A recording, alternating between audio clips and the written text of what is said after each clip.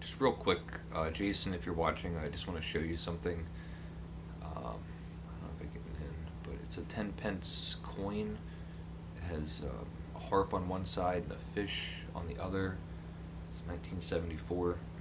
I had lunch with my father over the weekend, and he gave me this coin. And when he was a young man, his grandmother gave him this coin. She was from Ireland. She was from Dublin. I never met her. And for all this time, for decades, my dad's kept it. He actually kept it in his wallet.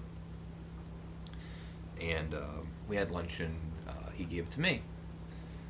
And I'm going to cherish it and try not to lose it. I'm going to put it in my wallet. I finished reading Ivanhoe by Sir Walter Scott. And it was great. I loved it. It's so richly imagined. It's as if Walter Scott is trying to describe every detail of a painting. It has everything that you could imagine that you might see is described. The landscape, the architecture, so much of the clothing and the way people are dressed, and all of the actions and movements. The characters are terrific, and this book has everything. It has kings. It's King John and King Richard. It has jesters and friars and squires. There's knights. There's mysterious knights. There's the disinherited knight and the black knight. There's damsels, ladies. Robin Hood. It's Robin from Locksley. There's a great archery scene. He has what do they call it? Accuracy. He has like the best accuracy. There's a jousting. There's a terrific tournament of knights. All these knights, and they're wearing all the armor and the chainmail. Just how you imagine these armored knights, and they come up with. It's described the rules of the tournament, and I think one of my favorite parts of that was a knife. A knife is not allowed according to the rules of chivalry. You can use your axe, but not your knife. I love that. Try what else. One of the biggest takeaways was how similar. How I was constantly reminded of Don Quixote in a really good way.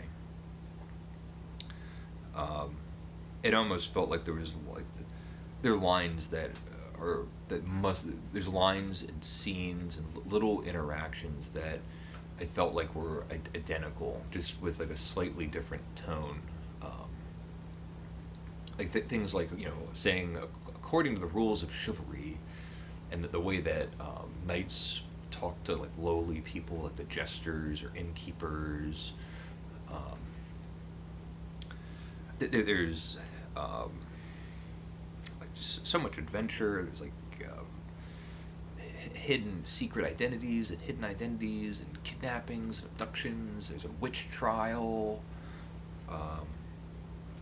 The book is really dense with description,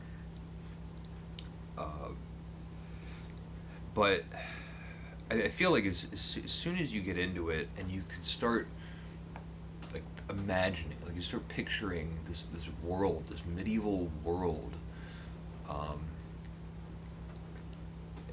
it goes away. Like I would just get like kind of traction, and it just becomes like fast paced, like a page turner. I loved it. You reading it, I've mentioned before that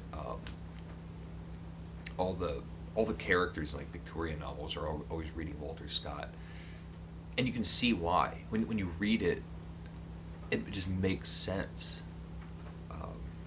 Why you would just sit there and like flap through these pages, read it, stay up at night, not not being able to go to sleep because it's um,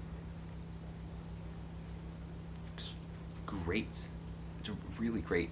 Um, I'm hoping next year to um, at least read something else by Walter Scott. Hopefully, maybe a handful of novels. Um, so, I mean, that's it. Um, I liked it. You leave a comment if you'd like, and thank you for watching.